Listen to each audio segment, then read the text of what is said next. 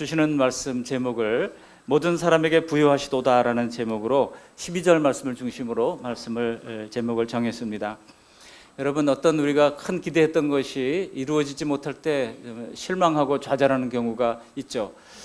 러시아 동계올림픽 때요, 금메달 속에 뭐가 들어간지 아십니까? 운석이 들어가 있었습니다. 운석. 근데 운석 1g에 2만 불 정도 한다고 그래요. 이 소식을 듣고 어떤 수집가가 운석 수집에 나섰습니다. 근데 운석이 자성을 띠고 있다 그래가지고 고성능 자석을 들고 전국 방방곡곡을 다닐 뿐만 아니라 어디 운석이 떨어졌다 그러면 그 지역까지 비행기를 타고 날아가서 운석을 수집을 하기 시작했습니다. 그래서 그 집안 곳곳에 운석으로 추정되는 그런 수많은 돌들이 채워지기 시작했습니다. 아내가 갖다 버리라고 아무리 그래도 이 남편은 신주단지처럼 운석을 모으기 시작했습니다. 그리고 이제 전문가를 불러가지고 이게 과연 운석이 맞는지 아닌지 이제 검증을 받기 시작했습니다. 그래서 이제 유명한 교수님들도 와서 검증을 해보는 결과 어떻게 됐을까요? 여러분, 1g에 2만 불이면요 1kg짜리 작은 돌멩이 하나도 그게 2억 4천만 원이 되는 거예요. 그러니까 이제 큰 기대감을 가지고 전문가들을 불러서 검사해 본 결과 그 집안에 있는 모든 돌 가운데 운석은 단 하나도 없었습니다. 얼마나 참 낙심되고 실망이 됐겠습니까? 전부 다 집 마당으로 내던지는 것을 텔레비전을 통해서 봤습니다. 여러분, 우리가 기대했던 것이 이루어지지 않고 어느 한순간 와장창 무너지게 될 때 그 실망감이라고 하는 것은 이루 말할 수가 없을 겁니다. 그리스도인들은 모두 내세 천국을 기대하며 신앙생활을 합니다. 그런데 우리가 기대했던 천국에 가지 못하고 만일 지옥에 가게 된다면 얼마나 불행한 일이겠습니까? 여러분, 우리가 믿음 안에서 과연 우리의 믿음은 안전합니까? 그리고 그 안전의 보증은 무엇입니까? 오늘 로마서를 기록한 바울 사도는 고린도 교회 성도들에게 이렇게 말씀한 바가 있습니다. 고린도 후서 13장 5절에 보시면 너희는 믿음 안에 있는가 너희 자신을 시험하고 너희 자신을 확증하라 그랬습니다. 시험하고 확증하라는 거예요. 그렇기 때문에 성경에서는 종종 이 구원의 원리들을 놓고 우리의 믿음을 검증하라고 요구하고 있습니다. 매우 중요한 일입니다. 전에 어떤 한 기독교 언론에서 설문조사를 한 것을 보니까 약 30%의 신자들이 10년 정도 신앙생활을 해야 믿음에 대한 확신을 갖게 된다 그랬습니다. 만약 그 설문조사가 사실이라고 한다면 많은 신자들이 교회는 다니지만 아직도 믿음에 대한 확신도 없이 남모르는 소가리를 하면서 그냥 교회 출석만 하고 있다는 얘기예요. 불행한 일이 아닐 수 없습니다. 고린도후서 13장 5절 말씀은 그렇게 믿지 말고 자신의 믿음을 시험하면서 확증하라고 말씀하고 있는 겁니다. 성경은 우리가 사는 동안은 우리 마음대로 할 수 있지만 죽음 뒤에는 우리 마음대로 할 수 없다고 말씀하고 있습니다. 히브리서 9장 27절에 뭐라고 말씀하고 있습니까? 히브리서 9장 27절에 보시면 이제 한 번 죽는 것은 사람에게 정해진 것이요 그 후에는 뭐가 있으리라? 심판이 있으리라 그랬습니다. 그래서 영벌이냐 영생이냐 두 개로 갈리는 그런 갈림길에 서게 된다고 말씀하고 있습니다.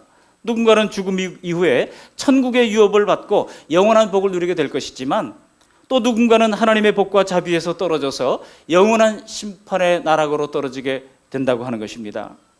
여러분, 만일 이것이 사실이라고 하면 이 땅에서 조금 잘 살고 남보다 더 재미있게 살고 하는 것이 뭐 그리 중요하겠습니까? 그러니까 돈 걱정, 내일에 대한 염려 이런 것들을 잠시 접어두시고 오늘 말씀을 잘 들으시면서 우리의 믿음을 확증하는 은혜가 있기를 바랍니다. 오늘 말씀을 통해서 내 믿음을 검증할 수 있는 계기가 될 수 있기를 바랍니다. 오늘 말씀을 자세히 보시면 크게 두 가지 대주로 나누어집니다. 먼저 구원의 방법을 소개하고 있고요. 그리고 구원해 주시는 구원주가 얼마나 부유하신가를 말씀하고 있습니다. 그래서 이 두 가지 대주로 함께 말씀을 나누면서 은혜 받고자 합니다. 먼저 구원의 방법입니다. 오늘 9절 말씀 보시면 이 구원의 방법을 이렇게 소개하고 있습니다. 우리 9절 말씀 함께 읽어보십니다. 내가 만일 내 입으로 예수를 주로 시인하며 또 하나님께서 그를 죽은 자 가운데서 살리신 것을 내 마음에 믿으면 구원을 받으리라. 아주 정확하게 구원의 방법이 무엇인가 말씀해 주고 있어요. 근데 두 가지입니다. 뭡니까? 먼저 예수님을 주님으로 입으로 시인하라고 말씀하고 있습니다. 여러분, 예수님 당시에 노예 제도가 있었던 시대입니다. 그때 주인으로 시인한다고 하는 것은 내가 당신의 종이 되겠다라고 하는 고백입니다. 이렇게 또 입술로 시인하라고 말씀하고 있지 않습니까? 입으로 시인해야 돼요. 여러분, 우리가 신앙생활 할 때도 입으로 시인하는 과정을 반드시 거칩니다. 세례 받을 때 우리 네 가지 질문을 할 때 손을 들고 회중들 앞에서 우리 입으로 예수님이 구주요 주님이신 것을 시인하는 그런 과정을 반드시 거칩니다. 그 얘기는 무엇입니까? 나는 이제부터 예수님의 종이 되어 절대적 복종을 하는 그런 대상으로 믿겠습니다라고 하는 고백입니다. 바울 사도는요, 앞에 9장 5절에서 이렇게 말씀한 바가 있어요. 한번 앞으로 넘겨서 로마서 9장 5절 말씀을 함께 읽어보시겠습니다. 9장 5절입니다. 시작. 조상들도 그리스도의 것이요 육신으로 하면 그리스도가 그들에게서 나셨으니 그는 만물 위에 계셔서 세세 찬양을 받으실 하나님이시니라. 아멘. 여러분 믿으십니까? 9장 5절에 따르면 그리스도가 그들에게서 나셨으니 그는 만물 위에 계셔서, 만물 위에 계셨다고 하는 말씀은 무엇입니까? 만물의 주가 되신다는 뜻입니다. 뿐만 아니라 예수님은 세세 찬양을 받으실 하나님이시라는 거예요. 예수님이 하나님이시다. 여러분, 이 사실을 믿는 것이 기독교인 것입니다. 바로 이것이 기독교예요. 바로 이 문제를 극복하지 못하면 그는 교회는 다니나 아직 신자라고 할 수가 없는 것입니다. 예수님은 만물 위에 계시고 세세 찬양을 받으실 하나님, 바로 이것이 기독교인 것입니다. 여러분, 세상에 많은 종교들이 있죠. 그 종교의 창시자는 사람인 경우가 많습니다. 다 사람이잖아요, 그렇죠? 석가모니도 사람이고, 그러나 사람이 아닌 종교를 믿는다 그러면 그것은 아마도 미신이거나 또 귀신 종교일 겁니다. 그런 것들은 스스로 존재하는 그런 존재가 아닙니다. 본래 하나님께서 창조하신 타락한 피조물들이라고 할 수 있습니다. 스스로 존재하는 신은 오직 한 분, 삼위일체 하나님 한 분밖에 없습니다. 우리가 믿는 예수님은 이 모든 만물을 자신의 영광을 위해서 창조하시고 또 그 창조하신 그 주가 되시고 만물 위에 계실 뿐만 아니라 또 시작도 끝도 없으신 스스로 영원하오신 하나님이시라고 하는 것입니다. 그렇기 때문에 예수님은 자기가 지으신 우리 같은 피조물에 대해 주인으로서의 권한이 있는 겁니다. 우리도 자녀들이 어릴 때 부모의 권리를 자녀들 앞에서 주장하지 않습니까? 자녀들이 어디 간다 그러면 어디를 가냐 캐묻고, 또 어디서 잔다 그러면 어디서 자냐 집에 일찍 들어와라, 그렇게 간섭을 하잖아요. 간섭하지 마세요. 자녀들이 그렇게 얘기하는 경우도 있습니다만 독립하기 전까지는 어림없습니다. 당연한 부모의 간섭이 필요한 것이죠. 만일 그렇다고 한다면 우리를 창조하신 하나님께서 우리를 간섭하시는 것은 당연할 것입니다. 여러분, 지난 한 주간 살면서 과연 예수님의 그 간섭 앞에 우리가 자신의 생각과 뜻을 꺾고 주님의 뜻을 따랐다고 한다면 우리는 주님의 자녀가 되는 겁니다. 만일 주님의 명령이 나와 아무런 상관이 없다 그러면 우리는 아직도 예수님을 주인으로 믿고 있다고 볼 수가 없는 것입니다. 내가 간절히 원하는 것도 예수님의 말씀 때문에 그 고집을 꺾어버린, 포기할 수도 있는 것이 하나라고도 있을 때 우리는 진정으로 예수님을 주인으로 인정하고 영접하기 시작한 것입니다. 특별히 내 입으로 예수를 주로 시인한다고 하는 뜻은 믿음이 마음에만 머무는 것이 아니라 입술로 반드시 고백되어야 하는 것을 말씀하고 있습니다. 우리 이슬람권에서 선교하시는 선교사님들을 만나서 이야기를 들여다보면 이슬람 선교하면서 어려운 게 뭡니까? 뭐 핍박도 어렵고 다 어려운데요. 한두 사람에게 정말 일생을 바쳐서 이제 사랑하고 섬기면서 그들의 마음을 열리고 예수님을 주님으로 인정하게 되고 예수 믿기 시작하는 그런 무슬림들 개종자들이 나타난다는 거예요. 근데 그때부터가 더 어렵다는 겁니다. 왜냐하면 이 무슬림 개종자들이 교회에 나오면서 힘든 것이 있다고 그래요. 뭐가 힘든지 아십니까? 소위 예수 믿는 사람들이 너무 설렁설렁 예수님을 믿는다는 거예요. 왜냐하면 이슬람은 어떻게 믿었습니까? 이슬람 사람들은요, 이 알꾸란이라고 그러지 않습니까? 꾸란을 읽을 때도 심장 높이보다 높게 들고 읽어야 돼요. 이거를 귀한 거기 때문에 어떻게 이렇게 보고 읽냐는 거예요. 그래서 높이 들고 읽고, 그리고 살라라고는 하루 5번 메카를 향해서 그들이 기도를 합니다. 뿐만 아니라 매일 한 건 이상의 구제를 실행을 해야 되는 거예요. 그렇게 섬기던 사람들이 예수 믿는 다른 사람들을 보니까 너무나 경박하기가 짝이 없다는 거예요. 그래가지고 실족하고 실망하는 경우들이 많다는 겁니다. 그래서 이 문제를 어떻게 해결해야 될까? 그게 참 큰 문제라고 하는 고백을 들은 적이 있습니다. 물론 우리가 예수님의 주되심을 시인하는 것이 어떤 그런 종교적인 행동보다도 주님이 지도하신 말씀대로 순종하는가에서 드러나는 것입니다. 내 생활이 예수님의 가르침을 따라서 기준이 정해지고 그리고 인격이 예수님의 모습을 점점 따르게 될 때 우리가 진정으로 예수님을 구주와 주님으로 시인하게 되는 것입니다. 그런데 한편으로 우리가 전능하신 하나님을 주인으로 모시는 것은 주인이 모든 것을 책임져 주실 것을 우리가 인정하고 신뢰하는 것입니다. 여러분, 종이 주인이 밥 안 줄 걸 고민하고 걱정하는 종 봤습니까? 종은 당연히 때가 되면 주인이 주실 것이다, 그런 기대감을 가지고 있는 것이죠. 거기에 대해서 걱정하지 않는 겁니다. 그러므로 우리가 예수님을 주인으로 섬기는 한 주님께서 반드시 우리를 돌보신다고 하는 것을 확신할 필요가 있습니다. 그럴 때 우리가 기쁘게 예수님을 주로 섬기며 안전하고 복된 구원을 확신할 수 있게 되는 것입니다. 여러분, 구원의 방법은 이처럼 먼저 예수님을 주로 시인하는 것을 말씀하고 있습니다. 두 번째로 구원의 방법은 9절 하반절에 있는 것처럼 예수님이 죽은 자 가운데서 살아나신 것을 믿어야 한다는 거예요. 그래야 구원을 받으리라 그랬지 않습니까? 먼저 입술로 예수님을 주인으로 고백하는 것, 더하여 하나님이 예수님을 죽은 자 가운데서 살아나신 것을 믿는 것입니다. 예수님의 부활을 믿는 것을 얘기하고 있죠. 근데 이 부활을 얘기할 때 전제가 되는 것이 있습니다. 반드시 예수님이 죽어야 한다는 것이죠. 그것은 예수님의 죽으심이 곧 나의 모든 죄를 대신한 대속적 죽음이라고 하는 것을 인정한다고 하는 것을 포함합니다. 그리고 예수님의 다시 사심은 곧 영광스러운 우리의 부활의 소망을 우리에게 안겨주시는 그러한 소망의 부활인 것을 우리가 인정한다는 뜻입니다. 예수님이 죽으심이라고 하는 사실, 그것은 바로 내가 심판받아야 할 죄인이었다는 사실이 항상 따라다니는 것을 우리가 기억해야 할 것입니다. 예수님이 그저 인류의 죄를 위해서 속죄하고 죽으셨다, 혹은 우리의 죄를 위해서라고 슬쩍 묻어가지 마십시오. 바로 내 죄, 다른 누구도 아닌 바로 내 죄를 위해서 주님께서 죽으시고 내가 죽어야 할 그 자리에서 주님께서 대신 십자가를 지시고 죽어주신 것입니다.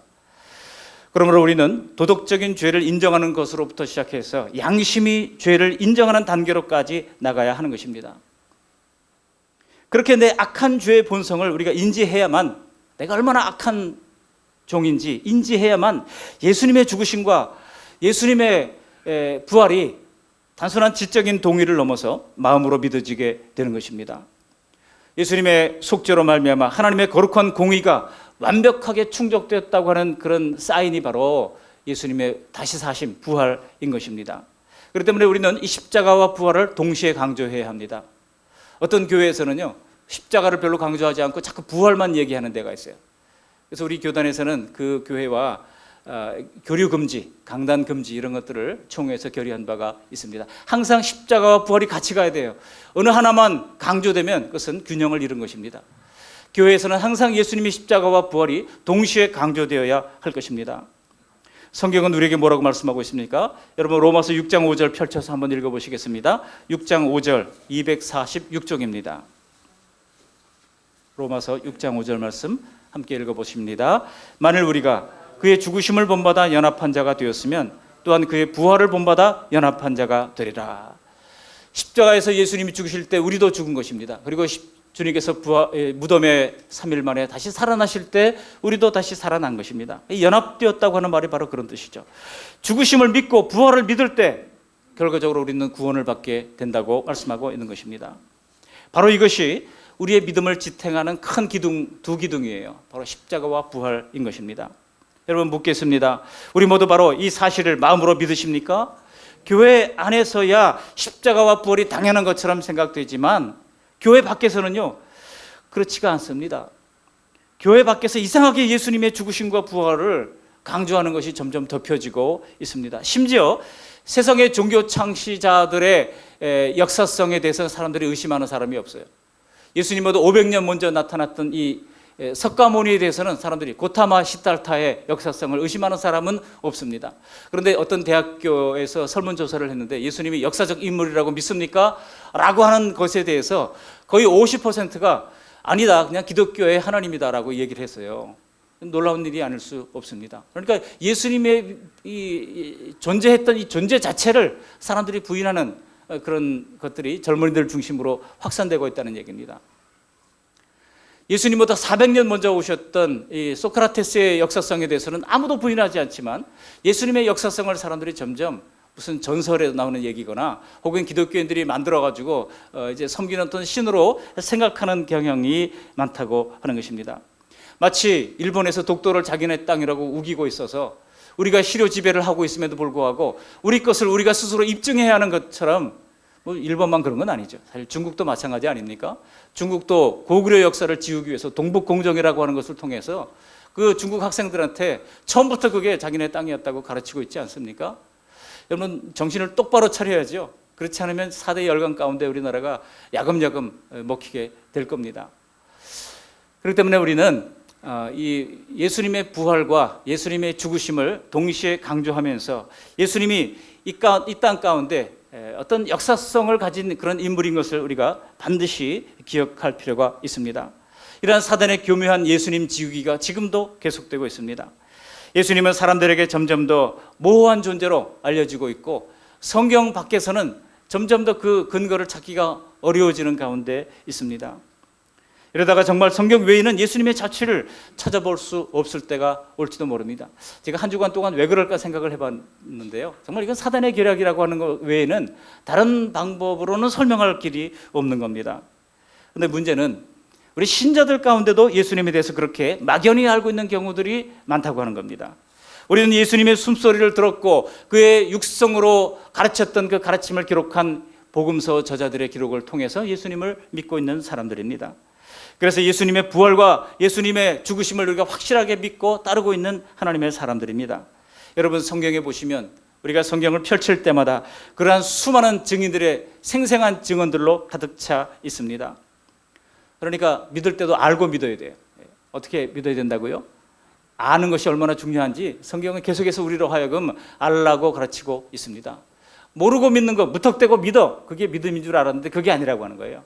그래서 성경은 뭐라고 말씀하고 있습니까? 요한복음 17장 3절에 또 영생은 이것이니 유일하신 참 하나님과 그가 보내신 자 예수 그리스도를 그다음에 뭐예요? 아는 것이니이다. 영생은 주어와 수로만 따로 연결해가지고 한번 우리 같이 이제 연결해서 대답해 보시길 바랍니다. 영생은 아는 것입니다. 영생은 아는 것이. 뭘 아는 거냐? 목적어가 두 가지가 나오죠. 유일하신 참 하나님과 그가 보내신 자 예수 그리스도를. 영생은 다른 것이 아닙니다. 하나님과 예수님을 아는 것이 바로 영생이라고 가르쳐주고 있는 겁니다. 그러니까 아는 것이 얼마나 중요합니까? 요한복음 17장 3절을 우리가 가지고 대답을 할 수 있어야 됩니다. 많은 사람들이 영생이 뭐냐 그러면 영원한 생명, 그거는 초등학교 수준의 답변이에요. 우리는 영생, 그것은 하나님과 예수님을 아는 것이 바로 영생입니다라고 답변할 수 있어야 하는 것입니다. 우리가 성경을 펼칠 때마다 수많은 증인들의 생생한 증언들이 나타나지 않습니까? 우리가 오늘 말씀을 통해서 바울의 음성을 직접 듣고 있는 겁니다. 그리고 베드로서를 펼칠 때마다 베드로가 예수님께서 죽으시고 부활하셨다고 강조하는 것을 우리가 보게 됩니다. 또 요한복음을 펼치면 요한서도가 목격한 이 주님의 십자가와 빈 무덤을 증언하고 있는 것을 보게 됩니다. 우리는 예수님의 이 죽으심과 부활을 제자들이 직접 전해주는 음성을 통해서 듣고 믿는 것입니다. 성경 말씀을 배우다 보면 우리의 지각으로 이것이 믿을 만한지 아닌지 판단이 서게 됩니다. 여러분, 왜 이렇게 더위 가운데서도 피곤함을 무릅쓰고 교회에 나와서 예배를 드리고 계십니까? 한번 일주일 동안 고생했는데 늦잠 자면서 두 다리 뻗고 좀 텔레비전 이제나 보면서 그렇게 시원한 음식 먹으면서 좀 지내면 어떻습니까?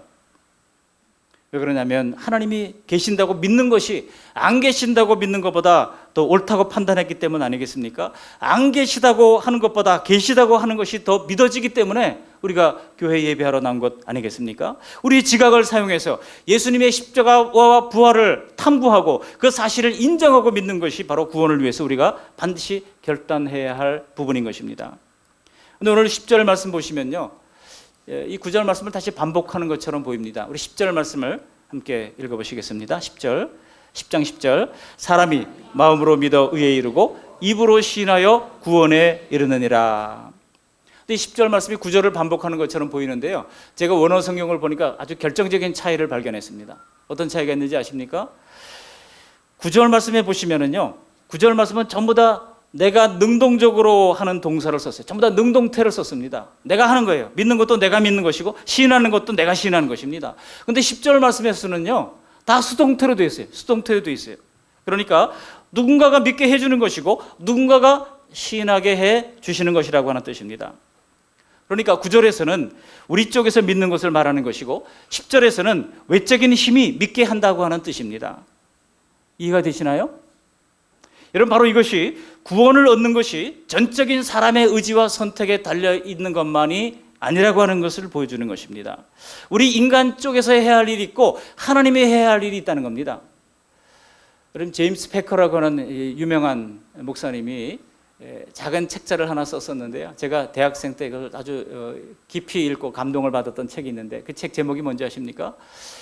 하나님의 주권과 인간의 책임이라는 책이에요. 하나님의 주권과 인간의 책임. 그러니까 우리 구원에 있어서도 하나님의 주권이 있는 그런 부분이 있고 인간이 스스로 결단해야 하는 어떤 책임이 있다고 하는 것입니다. 근데 이게 구원의 문제만 있는 것이 아니에요. 우리 신앙생활도 마찬가지라고 하는 것입니다. 여러분, 오늘 예배하러 나올 때 좀 딴 곳에 가고 싶은 마음이 혹시 들었던 분 없으십니까? 그럴 때 우리가 의지적으로 그래도 주일은 예배해야지 하는 마음과 또 성령께서 우리 마음속에 그래 너는 예배해야 되라고 강력하게 우리에게 도전을 해주는 그런 도전이 합쳐져서 우리는 예배하러 나온 거예요. 그러니까 구원 문제에 있어서 하나님의 주권과 인간의 책임이 있을 뿐만 아니라 우리의 생활에 있어서도 하나님의 주권과 인간의 책임이 동시에 작용한다고 하는 것입니다. 내가 일방적으로 하나님을 믿는 것인 줄 알았는데 알고 보니 그게 아니었다는 것입니다. 쌍방의 선택과 의지가 구원을 받는 데 있어서도 우리 신앙생활에 있어서도 필수적으로 작용한다는 것입니다. 말 그대로 하나님의 선택과 또 인간의 책임이 함께 어우러지게 된 것입니다. 오늘 주시는 말씀을 잘 기억하시면서 구원의 방법을 다시 한번 확인할 수 있기를 바랍니다. 구원의 방법이 무엇입니까? 예수님을 주인으로 시인하는 것입니다. 뿐만 아니라 예수님의 대속적 죽음과 승리의 부활을 믿는 것입니다. 여기에는 하나님의 주권과 인간의 책임이 동시에 작용하는 것입니다. 그러면서 두 번째 대주로 여기 12절 말씀 보시면 이 구원을 주시는 구원주의 부요함을 소개하고 있습니다. 이렇게 모든 믿는 자에게 구원을 주시는 예수님은 얼마나 부유한 분이십니까? 그래서 바울은 이렇게 영광을 돌리면서 탄복하고 있는 것입니다. 12절 말씀을 10장 12절 함께 읽어보시겠습니다. 유대인이나 헬라인이나 차별이 없음이라 한 분이신 주께서 모든 사람의 주가 되사 그를 부르는 모든 사람에게 부요하시도다. 여기 차별이 없음이라 한 분이신 그랬어요. 요거를 어떤 분이 자꾸 한 분이신 한 분 주님으로 이렇게 읽는데 그렇게 하면 잘못 읽는 겁니다. 그러니까 사실은 이제 저도 성경 번역에 참여하기도 하면서 요거를 이렇게 번역해야 맞습니다. 유대인이나 헬라인이나 차별이 없음이라고 말씀하신 주님께서 이렇게 하면 훨씬 더 쉽습니다. 마치 한 분처럼 이렇게 생각하는데 그게 아니고요. 그렇게 말씀하신 주님께서 모든 사람의 주가 되신다. 그리고 그를 부르는 모든 사람에게 부유하시다고 말씀하고 있습니다. 사람은요, 사실 다른 사람을 부유하게 해줄 능력이 별로 없습니다. 우리는요, 가족 한 사람도 행복하게 해줄 수 있는 능력이 없잖아요. 그러나 예수님의 능력의 부유하심을 보시기를 바랍니다. 제가 가끔 아침에 새벽기도 마치고 여기 공원을 몇 바퀴씩 돌고 있거든요. 그런데 그러면서 야, 정말 아름답다 그런 생각을 하게 됩니다. 시간이 좀 나면 여기 드름산에 한번 올라가 봅니다. 올라가 보면서 그 아름다운 그 산하를 내려다 보면서 얼마나 참 하나님의 형형색색 꽃들과 그리고 날아오르는 그런 동물들과 또 곤충들의 모습을 보면서 어떻게 저걸 설계했지? 그런 생각을 하게 됩니다. 장엄한 그런 풍광을 보면서 하나님께서 다 이것을 만드셨다니 얼마나 놀라운가 말문이 막힐 때가 있습니다. 이미 예수님은 이 땅에 계실 때 그런 능력의 단편들을 우리에게 많이 보여주셨지 않습니까? 소년이 바쳤던 보리떡 5개와 물고기 2마리로 5천 명을 다 먹여주신 그런 놀라운 기적을 베풀어 주시지 않았습니까? 얼마나 부유하십니까? 만일 5천 명이 아니라 그날 거기 모인 사람들이 5만 명이었다면 어땠을까요? 여러분 어땠을까요? 5만 명이라면 그러면 4만 5천 명만 먹이시고 5천 명만 먹이시고 4만 5천 명은 다 돌아가라고 그렇게 했겠습니까? 5만 명이 아니라 50만 명이라도 우리 주님께서는 다 먹이실 능력이 있는 줄로 있습니다. 예수님은 우리가 상상하는 이상의 부유함을 가지고 계십니다. 예수님의 속죄의 능력을 한번 생각해 보십시오. 십자가에서 흘리신 보배로운 피가 지구상에 존재해 왔던 수백억의 인간의 죄값을 다 깨끗이 속죄하고 구원하실 만큼 부유하신 능력이 있으시다고 하는 것입니다. 그러니까 2주 전에 우리가 성막 체험 갔다 왔잖아요. 여러분 성막 보면서 무슨 느낌을 가졌습니까? 저는 성막을 보면서 거기에 사람이 만들어 놓은 이 양들의 모습을 보면서 양들의 표정이 다 제각각이더라고요. 그래서 야, 우리의 참 제각각의 모습을 다 반영한다 그런 생각을 하게 됐는데요. 만일 예수님께서 달려 들어가시지 않았다면 우리가 전부 다 하나님 앞에 속죄 제사를 드릴 때마다 어린 양을 끌고 와서 제물로 하나님 앞에 드리면서 죄 용서를 받아야 했을 겁니다. 인류 역사상 존재했던 모든 인구가 다 그런 속죄 제물을 드려야 했다면 수백억 마리의 양이 필요했을 겁니다. 그러나 우리 예수님께서 단번에 once for all이라고 그랬습니다. 단 한 번에, 그리고 영원히 주님께서 완전한 제물이 되셔서 우리의 모든 죄가를 다 씻어 주신 것입니다. 얼마나 부유하신 주님의 능력입니까? 또 주님의 사랑의 능력을, 사랑의 부유함을 보시기 바랍니다. 요한복음 10장 15절에 보시면 아버지께서 나를 아시고 내가 아버지를 아는 것 같으니 나는 양을 위하여 목숨을 버리노라. 나는 양을 위하여 목숨을 버리노라 했습니다. 여러분, 자기 목숨을 내줄 정도로 부유한 사랑 해보셨습니까? 만나보셨습니까? 인간의 사랑은요, 늘 감질납니다. 늘 빈곤함을 느낄 뿐입니다. 나를 위해서 생명을 주신 예수님의 사랑의 부유함 안에서만 우리는 이 우리의 부족한 사랑의 용량을 키워갈 수가 있는 겁니다. 영국 속담에요, 사랑에는 1000개의 눈이 있다, 그런 속담이 있어요. 몇 개의 눈이 있다고요? 1000개의 눈이 있다는 겁니다. 그래서 여러분, 자꾸 사랑하는 사람에게는 남들이 못 보는 것을 보는 눈이 있어요. 자꾸 안 보이는 것들이 보입니다. 교회를 사랑하는 성도들의 눈에는 내 봉사가 필요한 모든 부분들이 자꾸만 눈에 밟히고 보이는 것입니다. 부부가 위기라고 하는 것을 느끼는 징후가 있다고 그래요. 아내의 경우에 남편이 가정을 위해서 책임져야 할 부분들을 책임지지 않기 시작합니다. 마땅히 해야 할 그런 그 가정의 경제적 책임, 그리고 뭐 쓰레기 비우는 것, 분리수거하는 것 잘 하다가 어느 순간부터 안 하기 시작하면은요, 이 사랑의 위기가 오기 시작한 겁니다. 반대로 남편의 경우에는요, 아내가 남편이 작은 것만 해줘도 고맙다 그러고 칭찬을 해주던 아내가 어느 날부터 당연시 여기기 시작하는 겁니다. 그건 당연히 해야 할 일인데 그때부터 이제 사랑에 뭔가 문제가 생기기 시작한다고 그럽니다.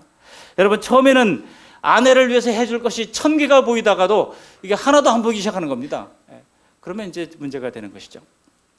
여러분, 처음에는 다정히 대해주고 조그만 친절해도 고마워하고 존중하던 태도가 당연하게 여기고 정말 그렇게 이제 무시하게 될 때에 결혼 생활에 위기를 느낀다는 거예요. 여러분, 이 사랑의 한계라고 하는 것이 바로 이 정도뿐이라고 하는 겁니다. 나이 든 사람들 사이에서도 요즘 보면 결혼 생활이 힘드니까 우리 졸혼합시다 그런 얘기를 하기도 하고, 또 최근에 또 하나의 말이 나왔더라고요. 뭔지 아십니까? 휴혼합시다. 휴혼, 좀 휴식하자는 거예요. 그래서 몇 년간 휴혼하기로 작정을 하고 또 떨어져서, 또 요즘 뭐 런던에서 한 달 살기, 뉴욕에서 한 달 살기 이런 게 유행하잖아요. 사람들이 그냥 박차고 떠나서 한 달씩 어디 해외에서 살다가 돌아오는 그런 것들이 지금 대유행을 하고 있습니다. 한 달간 휴혼합시다 하고 그냥 이제 그렇게 사는 경우들이 많습니다.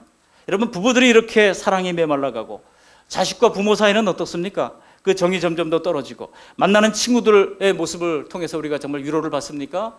가까이 갔다가는 금세 이기적인 모습에 실망이 되어 떨어지게 나가는 그런 경우들이 얼마나 많습니까? 그러나 우리 예수님의 부유하신 사랑은 그렇지가 않습니다. 우리가 예수님의 사랑을 믿을 때 사랑과의 관계도 개선될 여지가 생기는 것입니다. 예수님의 사랑은 믿는 것이지 느끼는 게 아니에요. 경상도 사람은요, 뭐 느낌이 와야 된다고 얘기하더라고요. 느낌이 온다고 그래요. 여러분, 느낌이 안 와도 우리 예수님의 사랑은요, 부유하신 사랑은 느낌으로 되는 것이 아닙니다. 믿을 때 주님의 사랑이 우리에게 깨달아지게 되는 것입니다. 예수님의 사랑은 이렇게 믿는 것입니다. 그 사랑이 우리 안에 믿을 때 채워지는 것입니다. 예수님께서 나를 위해 그 고통의 십자가를 지셨던 사랑은 지금도 동일한 줄 믿습니다. 예수님께서는 여전히 우리를 살펴보는 1000개의 눈을 가지고 오른편에서 왼편에서 우리의 기도를 들으시고 응답해 주십니다. 지금도 우리를 살펴주시고 우리의 모든 영적인 필요, 정서적인 필요, 물질적인 필요, 관계의 필요를 채워주시고 가장 필요한 것을 주셔서 삶을 헤쳐나가게 하시는 것입니다. 그렇지만 우리가 아침에 눈을 떴을 때 당장 밀려오는 여러 가지 이런저런 걱정들 왜 없겠습니까? 이런저런 근심과 두려움들이 왜 없겠습니까? 그런데 말씀 묵상하다가 보면 그 두려움이 변하여 기도가 되고 찬송이 되는 것을 발견합니다. 제가 좋아하는 찬송 가운데 370장 이런 노래가 있죠. 주 안에 있는 나에게 딴 근심 미으랴. 십자가 밑에 나아가 내 짐을 풀었네.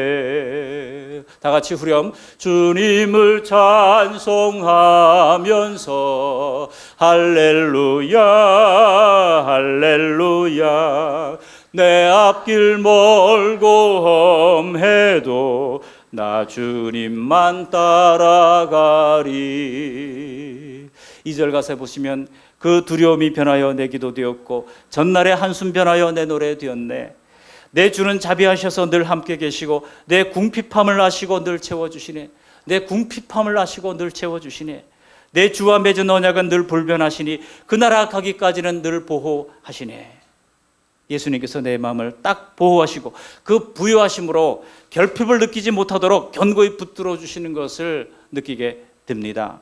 여러분, 지금 우리에게 제일 문제되는 것이 무엇인지 전지하신 예수님께서 왜 모르시겠습니까? 그러므로 그 문제를 능히 해결해 주실 수 있으신 부여하신 예수님을 믿으시고 하나님 보좌 앞으로 나아가서 기도하시고 주님과의 관계를 더 돈독히 하시기를 바랍니다. 주님께서 바로 그 일을 위하여 우리를 계속해서 부르시는 것입니다. 그러므로 오직 예수님만이 내세와 현세에서도 우리의 모든 부여가 되심을 신뢰하면서 주님께 구한다면 더 풍성한 것으로 채워주시는 은혜를 체험하게 될 줄로 믿습니다. 고린도후서 8장 9절에 보니까 이렇게 가르쳐 주십니다. 우리 주 예수 그리스도의 은혜를 너희가 알거니와 부유하신 자로서 너희를 위하여 가난하게 되심은 그의 가난함을 인하여 너희로 부유케 하려 하심이니라. 믿으십니까? 예수님은 우리를 부유케 하기 위하여 스스로 가난하게 되셨다고 말씀하고 있습니다. 이 예수님께 나아가서 우리의 바닥난 재정, 그리고 메말라버린 사랑, 그리고 장래에 대한 두려움, 이 모든 것을 고백하시고 모든 것을 부유하게 채워주실 그 주님의 은혜를 기도하시기를 바랍니다. 평생 진실되게 예수님을 따르고 주님을 섬겼던 성도님들 중에 예수님이 얼마나 자신에게 평생 동안 부여하셨는지 고백하지 않을 성도는 없습니다. 말씀을 정리합니다. 여러분, 우리가 무엇을 믿고 무엇을 시인하면 구원을 얻게 된다고 말씀하십니까? 예수님을 주로 시인하고 뿐만 아니라 예수님이 나를 위해 죽으시고 그리고 나를 위해 부활하셨다는 사실을 믿으면 구원을 받게 됩니다. 그리고 거기에는 하나님의 주권과 인간의 책임이 따른다고 하는 것을 기억하시기 바랍니다.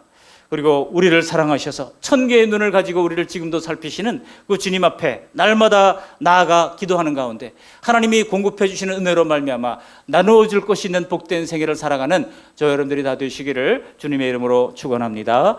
아멘. 고맙고 감사하신 하나님, 오늘 말씀을 통해서 구원의 방법을 가르쳐 주시니 감사를 드립니다.